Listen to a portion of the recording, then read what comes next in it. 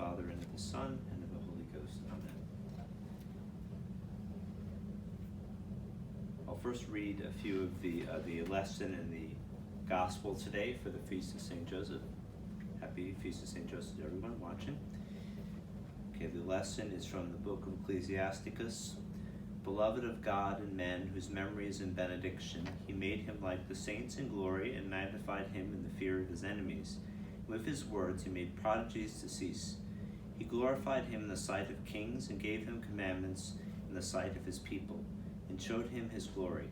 He sanctified him in his faith and meekness, and chose him out of all flesh. For he heard him and his voice, and brought him into a cloud, and he gave him commandment before his face, and a law of life and instruction. Continuation of the Holy Gospel according to St. Matthew. When Mary, the mother of Jesus, was espoused to Joseph, before they came together, he was found with child of the Holy Ghost, whereupon Joseph, her husband, being a just man, and not willing publicly to expose her, was minded to put her away privately.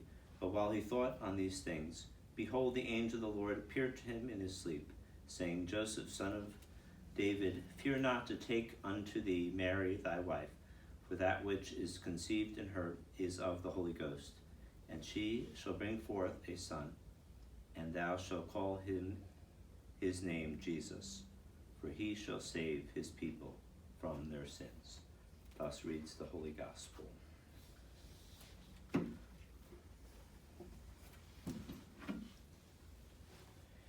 In the early church, a few of the great fathers wrote of the important role in salvation history of St. Joseph.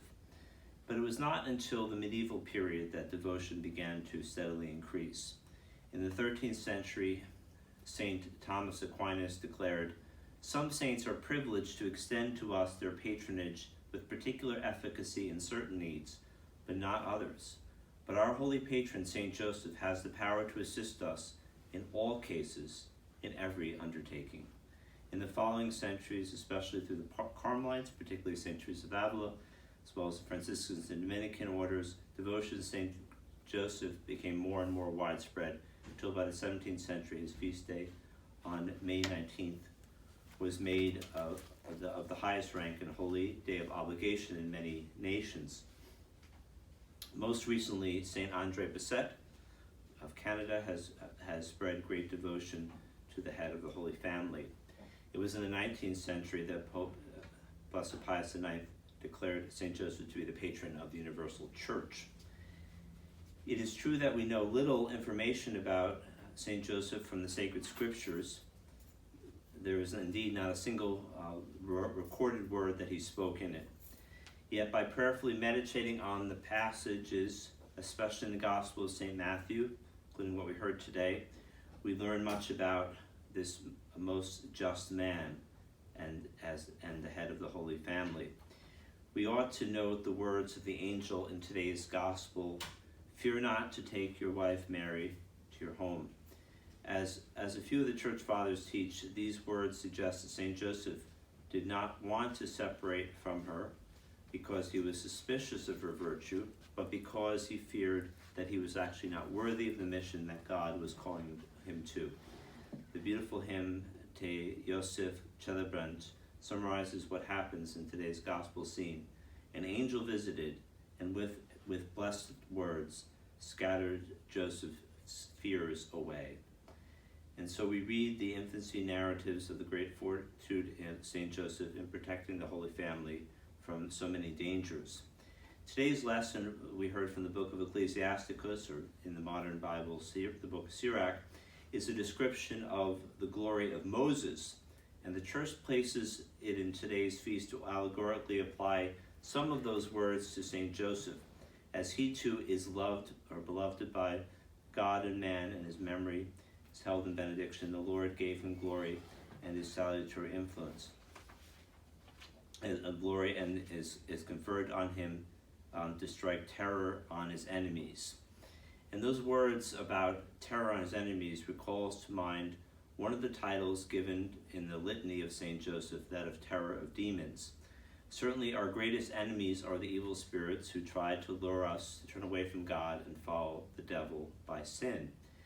It is surely noteworthy that St. Joseph in today's gospel and throughout the infancy of Christ and really on 4 separate occasions in those first few years keenly discerns the messages that he receives in dreams, recognizing them not to be illusions, nor the words of angels of light, that is, that of demons, but actually to be truly the messages from God, God's holy angels.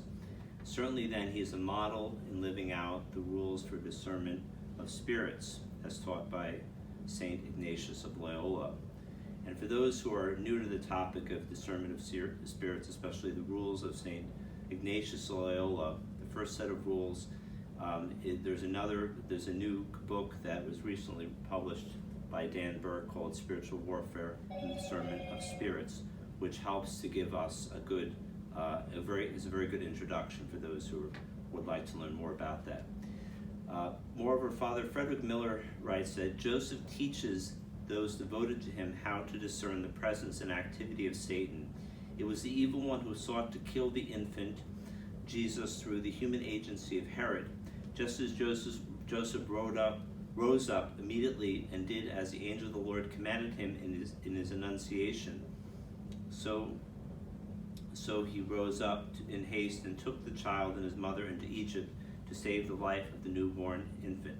The Church has called Joseph terror of demons for good reasons, so we need to invoke St. Joseph more than ever in our struggles with the forces of evil in the world and in the Church.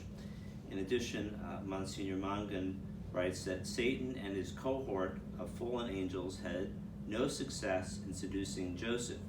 Joseph was enabled to overcome the vicious onslaught of Lucifer and his vindictive companions. Those who turn to St. Joseph for his powerful intercession and good example do much to keep Satan and the other holy, corrupt devils at bay.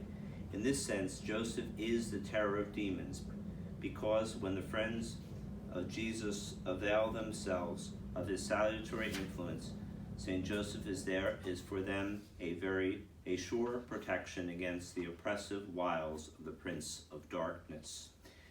So after being a model to us in discernment of spirits, St. Joseph promptly shows the great obedience to the angel's words and putting them into action without fear, but with manly fortitude. And so his obedience is also a terror to the demons, who know only disobedience to the will of God as they became fallen angels by their unwillingness to serve God, their terrible spirit of disobedience. Let us recall St. Joseph is also the patron of a happy death. As the great Benedictine Dom Guéranger says, as Joseph lay on his bed of death, there were watching by his side he that is master of life, and that had often called this his humble creature Father. His last breath was received by the glorious Virgin Mother. It was thus, with Jesus and Mary by his side, that Joseph sweetly slept in peace.